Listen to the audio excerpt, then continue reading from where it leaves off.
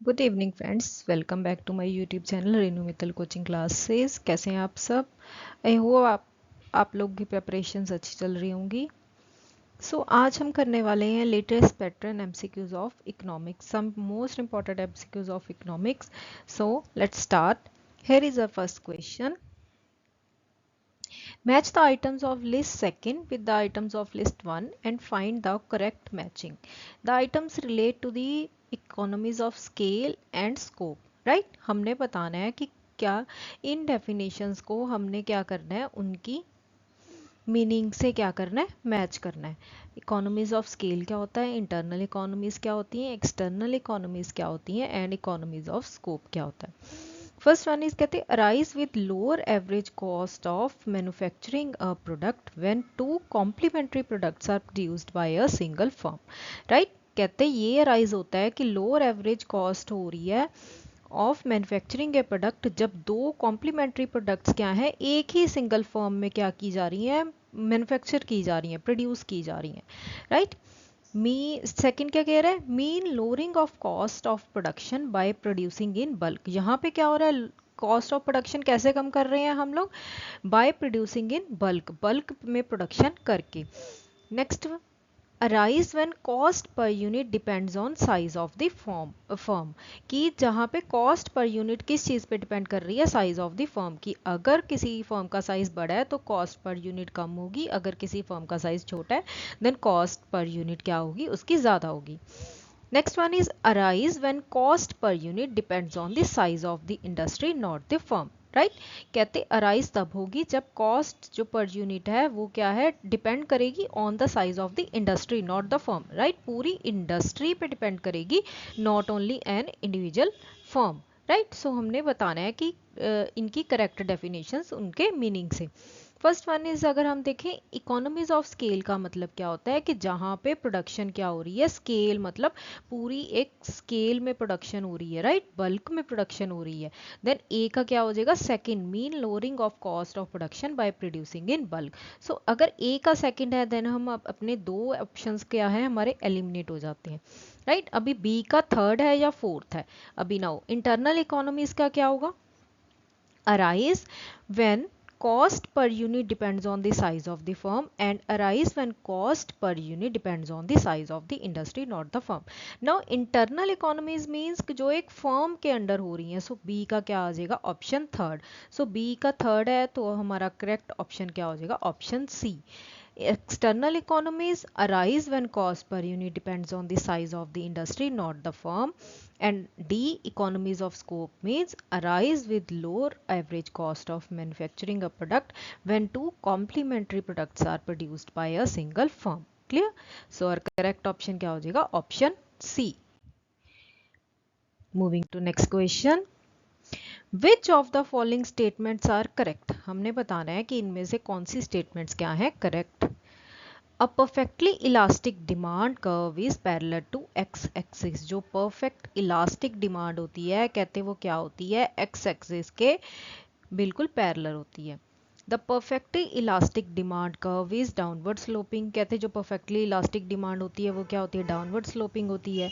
A perfectly inelastic demand curve is parallel to X axis. जो perfectly inelastic demand होती है वो क्या होती है, पैरेलल होती है एक्स एक्सिस के। And generally the highly elastic demand curve is a lying line. जो हाईली इलास्टिक डिमांड कर्व होती है वो क्या है, लाइंग लाइन होती है उसकी, यानी डाउनवर्ड स्लोपिंग होती है। सो हमने बताना है कि हमारी जो करेक्ट ऑप्शन क्या है। फर्स्ट अगर देखें, a perfectly elastic demand curve is parallel to X axis. Perfectly elastic demand कहते हैं पैरेलल होती है एक्स एक्सिस के, which is correct. Right, because अगर प्राइस में बिल्कुल लिटल बिट भी चेंज आता है तो भी हमारी डिमांड 0 यूनिट से क्या हो जाती है, इन्फिनिट हो जाती है। राइट, सो ये हो जाती है हमारी perfectly elastic demand which is always parallel to X axis. This statement is correct. The perfectly elastic demand curve is downward sloping. जो perfectly elastic demand होती है वो downward sloping होती है, no. A perfectly inelastic demand is parallel to x axis. जो हमारी inelastic demand होती है वो क्या होती है, हमारी horizontal होती है, कि अगर प्राइस दिस प्राइस में भी दिस, प्राइस में भी दिस, बट हमारी जो डिमांड है वो क्या है, नहीं चेंज होती। Generally the highly elastic demand is a lying line which is, कहते हैं जो हाईली इलास्टिक डिमांड होती है वो भी लाइंग लाइन होती है, विच is also not correct. So correct option is option A. Clear? Moving to next question. Which one of the following is not the prerequisite of price discrimination? कि अगर price discrimination करना है उसके लिए कौन सी चीज prerequisite नहीं है? First one is firm must have monopoly power. कहते फर्म के पास क्या होनी चाहिए, मोनोपली पावर होनी चाहिए। Product have multiple close substitutes and different uses, जो प्रोडक्ट है उसके मल्टीपल क्लोज सब्सिट्यूट्स होने चाहिए एंड ऑल्सो डिफरेंट यूजेस होने चाहिए उस प्रोडक्ट के। Markets are separated and segmented, कहते मार्केट्स क्या होनी चाहिए, सेपरेट होनी चाहिए एंड सेगमेंटेड, बटी बटी होनी चाहिए। Price elasticity of product must differ in different market, जो प्राइस इलास्टिसिटी ऑफ प्रोडक्ट है वो क्या होना चाहिए, must differ in different markets में डिफर होना चाहिए। सो हमने बताना है कि प्राइस डिस्क्रिमिनेशन के लिए which is not the pre requisite. तो फर्स्ट वन इज, कहते firm must have monopoly power होनी चाहिए, बिल्कुल होनी चाहिए। अगर किसी पर्सन के पास, एक ही पर्सन के पास उस किसी चीज़ को, किसी प्रोडक्ट को की सेलिंग अथॉरिटी है, तभी वो प्राइस डिस्क्रिमिनेशन कर सकता है ना, कि जितना मन चाहे उतना वो प्राइस क्या कर सकता है, चार्ज कर सकता है from the customer, right. Next, product have close substitutes and different uses, no. अगर उसके डिफरेंट यूजेस होंगे एंड उसके मल्टीपल क्लोज सब्सिट्यूट्स होंगे तो हम प्राइस डिस्क्रिमिनेशन नहीं कर सकते। मार्केट्स क्या होनी चाहिए, separate and segmented, this is also necessary. Price elasticity of product must differ in different markets, which is also correct. So correct option is option B. Clear? Next question, who proposed substitution effect of change in consumers equilibrium, right। कहते हैं substitution effect of change in consumer equilibrium किसने propose किया था, Hicks and Allen, Boulding, Marshall and Schumpeter. So substitution effect of changes in consumer equilibrium is proposed by Hicks and Allen. So हमारा correct option हो जाएगा option A. Clear? Next question. The following are the two statements regarding concept of profit. Which of the following statements being correct or incorrect? First statement क्या कह रहा है, कहते accounting profit is a surplus of total revenue over and above all payout cost including both manufacturing and overhead expenses, right। कहते accounting profit क्या है, एक surplus है of total revenue जिसमें कि आ रहा है over and above all pay out cost, सारी पे आउट कॉस्ट आएंगी इसमें, इंक्लूडिंग जहां जिसमें मैन्युफैक्चरिंग एंड ओवरहेड एक्सपेंसेस भी इंक्लूड होंगे। नेक्स्ट स्टेटमेंट क्या कह रहे हैं, इकोनॉमिक और pure profit is a residue left after all contractual cost have been met, right. कहते हैं जो इकोनॉमिक और प्योर प्रॉफिट है वो क्या है, बचा हुआ है लेफ्ट आफ्टर, जितनी भी हमारी कॉन्ट्रेक्चुअल कॉस्ट हैं उनको पे आउट करने के बाद, including the transfer cost of management insurable risk, जिसमें कि ट्रांसफर कॉस्ट ऑफ मैनेजमेंट भी आती है एंड ऑल्सो इंश्योरेबल रिस्क भी आते हैं, डेप्रिसिएशन भी आता है and payment to shareholders sufficient to maintain investment at its current level, right. So हमने बताना है which of the following statements are correct.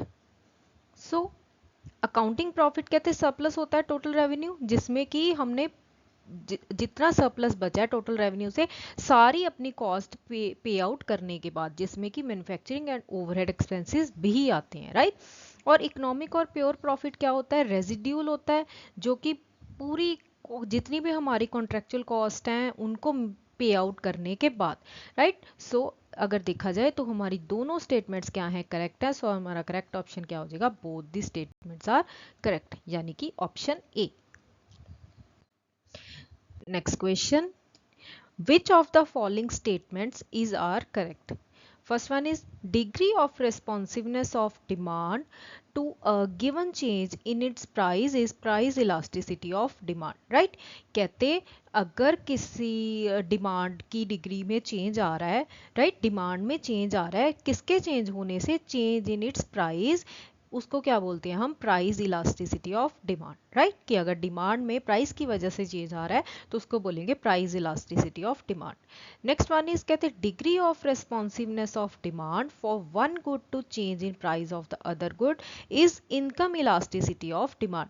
अगर डिमांड में चेंज आ रहा है एक गुड के चेंज होने से due to the change in the price of other good, किसी दूसरी गुड के प्राइस के चेंज होने से अगर हमारी गुड्स चेंज हो रही हैं तो उसको हम बोलेंगे income elasticity of demand. So इन दोनों स्टेटमेंट्स में हमने बताना है कि which statement is correct. So this, अगर degree of responsiveness of demand for one good to change in the price of other good is in not income elasticity, this is cross elasticity of demand, right। ये क्या है हमारी income elasticity नहीं है, rather than cross elasticity of demand है। And so this statement is not correct and हमारी correct statement है option A, that is degree of responsiveness of demand to a given change in its price is price elasticity of demand. Clear. Next question, which of the following does not have a uniform elasticity of demand at all points, right, कि इनमें से किसकी क्या है uniform elasticity of demand नहीं रहती पूरे all points पे, यानी डिफरेंट डिफरेंट स्टेजेस पे।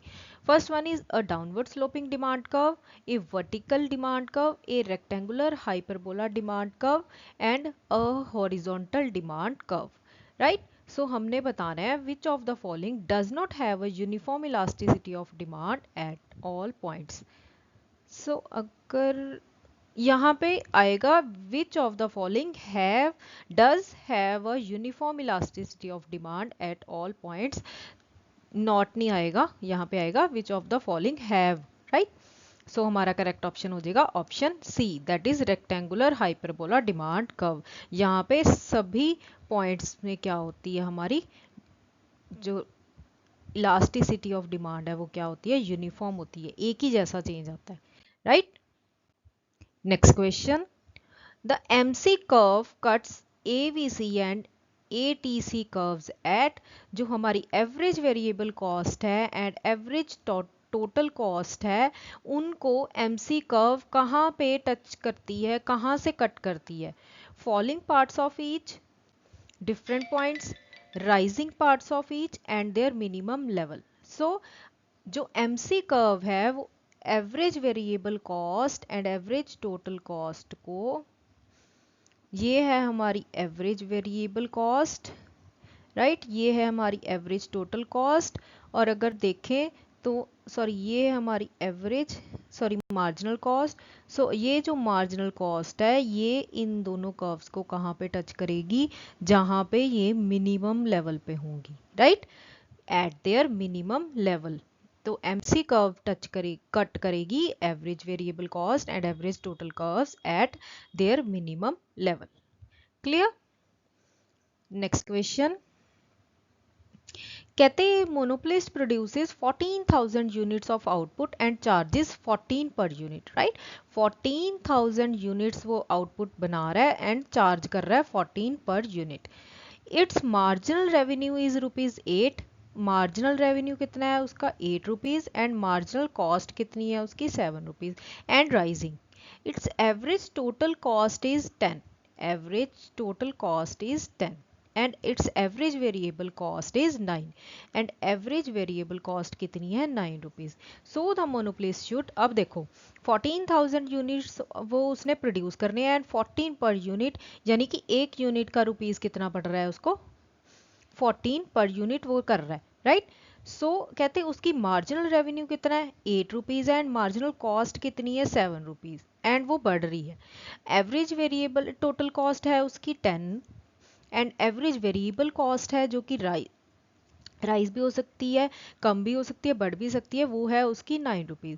सो उस केस में मोनोप्लिस्ट क्या करेगा, increase output which will increase the firms positive economic profit, increase output which will reduce the firms economic losses, shut down which will reduce the firm's economic losses and decrease output which will increase the firm's economic profit. So अगर इस case में देखें तो उसकी जो marginal revenue है वो भी ज़्यादा है एंड वो क्या है, ज़्यादा है, राइट। मार्जिनल रेवेन्यू मीन्स जो कि जैसे जैसे हम अपनी प्रोडक्शन इंक्रीज करते जाएंगे वैसे वैसे मार्जिनल रेवेन्यू का मार्जिन भी बढ़ता जाएगा। सो उस केस में जो मोनोपोलिस्ट होगा वो क्या करेगा, अपने आउटपुट को इंक्रीज करेगा, जिसकी वजह से उसके फर्म का इकोनॉमिक प्रॉफिट भी इंक्रीज होगा। सो हमारा करेक्ट ऑप्शन हो जाएगा ऑप्शन ए, राइट, कि जितनी जितनी वो प्रोडक्शन इंक्रीज करता जाएगा उतना उतना उसका क्या है, आउटपुट भी, इकोनॉमिक प्रॉफिट भी इंक्रीज होता रहेगा। Clear. Next question, under perfect competition a firm will be in stable equilibrium in the long run if the price is equals to, अगर perfect competition में कहते अगर फर्म ने एक स्टेबल इक्विलिब्रियम पोजीशन में रहना है इन द लॉन्ग रन, तो उस केस में उसका प्राइस किस चीज के इक्वल होना चाहिए, right. Marginal revenue, marginal cost, average fixed cost and average variable cost. अगर परफेक्ट कंपटीशन में एक स्टेबल इक्विलिब्रियम को अचीव करना है तो प्राइस हमारा होना चाहिए मार्जिनल रेवेन्यू के, right. Price means average revenue, so average revenue is equals to marginal revenue. These two conditions have to be satisfied in the long run, right. Next question, which of the following is a criticism of the theory of monopolistic competition? First one is, it is difficult to define a monopolistically competitive market and to determine the firms and products that compromise it, right। कहते हैं monopolistic competitive market को difficult होता है define करना and also determine करना and firms and product की किस चीज़ के फर्म्स है किस चीज़ के प्रोडक्ट्स वो सेल आउट कर रहे हैं। When product differentiation is slight, each firm's demand curve is nearly horizontal so that perfectly competitive solution provides an adequate approximation to the monopolistically competitive solution, right। कहते हैं जब प्रोडक्ट डिफरेंशिएशन स्लाइट है मतलब कम हो रही है तो हर फर्म की क्या होगी, डिमांड कर्व क्या है वो हॉरिजॉन्टली होगी, राइट, हॉरिजॉन्टली होगी। तो कहते हैं परफेक्टली कॉम्पिटेटिव सोल्यूशन क्या हो जाता है, एक एडिक्वेट अप्रोक्सीमेशन दी जाती है टू मोनोपोलिस्टिक कॉम्पिटेटिव सोल्यूशन। कहते हैं next, when there are strong brand preferences and few producers of many differentiated products, जहाँ पे कहते हैं strong brand preferences हैं and कुछ producers हैं जो कि many differentiated products sell out कर रहे हैं, और when there are many producers but only a few compete or rivals for any given consumer, तो उस केस में oligopoly solution then provides an adequate approximation to the monopolistically competitive solution. तो उस case में क्या है, हमारे पास ओलिगोपोली मार्केट को ही चूज करना क्या है, एक परफेक्ट सोल्यूशन होता है। And D all of the above. So हमने बताना है कि इनमें से कौन से क्रिटिसिज्म है फॉर द मोनोपोलिस्टिक कंपटीशन। अगर हम तीनों पॉइंट्स को देखें तो तीनों ही करेक्ट हैं। सो हमारा करेक्ट ऑप्शन क्या हो जाएगा, option D, all of the statements are correct.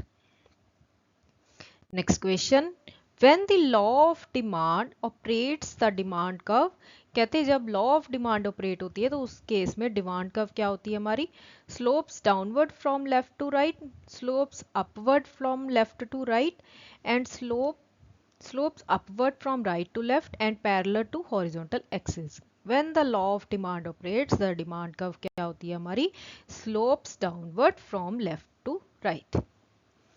Clear? Moving to next question. Assertion क्या कह रहा है हमारा, कहते a perfectly competitive firm is not a market but is a price taker. कहते एक परफेक्टली कंपेटिटिव फर्म क्या होती है, एक मार्केट नहीं है बट क्या है, एक प्राइस टेकर है, राइट। परफेक्टली कंपटीशन की जो इंडस्ट्री एक प्राइस फिक्स कर देगी वही क्या है, परफेक्टली कॉम्पिटिटिव जो प्रोड्यूसर्स होंगे वही प्राइस पे सेल करेंगे। रीजन क्या है, the firm is interested in deciding the level of output only, because कहते जो फर्म है वो क्या करती है, वो इंटरेस्टेड होती है only in deciding the level of production only, कि हमने किस लेवल तक प्रोडक्शन करनी है। सो अगर हम दोनों पॉइंट्स को ध्यान से देखें तो दोनों पॉइंट्स ही करेक्ट हैं, but A is true but R is not the correct explanation of A, right, कि दोनों क्या हैं, दोनों स्टेटमेंट्स ऑल दो करेक्ट हैं बट जो रीजन है वो क्या है, असर्शन को क्या है, एक्सप्लेन नहीं कर रहा, राइट। सो हमारा करेक्ट ऑप्शन हो जाएगा option D. Next question, which one of the following statements is true? In case of inferior goods, the income effect is negative although the substitution effective positive. inferior goods कौन सी होती हैं कि जिनका जैसे जैसे हमारा उसका प्राइस इनकम इंक्रीज होती है वैसे वैसे inferior goods की क्या होती है, डिमांड कम होती है. although कहते हैं substitution effect क्या है उनका पॉजिटिव होता है. In inferior goods, the income and substitution effect is positive. In inferior goods, the income and substitution effect are negative. In case of inferior goods, the income effect is positive, although the substitution effect is negative. So हमने बताना है कि इनमें से कौन सी statement क्या है, correct है. So अगर हम देखें इन्फीरियर गुड्स में income effect is negative means कि जैसे जैसे हमारी इनकम इंक्रीज होगी वैसे वैसे हमारी इन्फीरियर गुड्स की डिमांड क्या होगी, कम होगी. राइट, सो इनकम इफेक्ट क्या हो गया, negative. Correct. Although the substitution effective positive. Substitution effect means for example हम इन्फीरियर गुड ले रहे हैं राइस, राइट, जो कि लो क्वालिटी के हैं, लो क्वालिटी के हैं. अब हम उसकी बजाय अगर हाई क्वालिटी के राइस ले रहे हैं तो हाई क्वालिटी के राइस की क्या है, अगर प्राइस ज़्यादा हो जाता है तो हम क्या करेंगे, शिफ्ट कर जाएंगे लो क्वालिटी ऑफ राइस से. सो सब्स्टिट्यूशन इफेक्ट इज पॉजिटिव. सो हमारा करेक्ट ऑप्शन क्या हो जाएगा, option A. Next question, a shift in supply will have a bigger effect on price than output if demand is. कहते a shift in supply will have a bigger effect on price than output. जो अगर हम supply shift करते हैं तो उसका सबसे ज़्यादा इफेक्ट आउटपुट पे होता है रेदर देन प्राइस. अगर डिमांड हमारी इनकम इलास्टिक है, इनकम इन इलास्टिक है, प्राइस इलास्टिक है एंड प्राइस इन इलास्टिक है. सो अगर आउटपुट पे इफेक्ट ज़्यादा हो रहा है रेदर देन प्राइस तो उस केस में हमारी डिमांड क्या होती है, price in elastic. Price in elastic means price के चेंज होने से हमारी डिमांड नहीं चेंज हो रही. सो तो हमारी डिमांड कौन सी होगी, price in elastic. Clear? So this is it for today's video. I hope you like the questions. Please subscribe my channel Renu Mittal Coaching Classes. Stay tuned for more such videos. Thank you so much.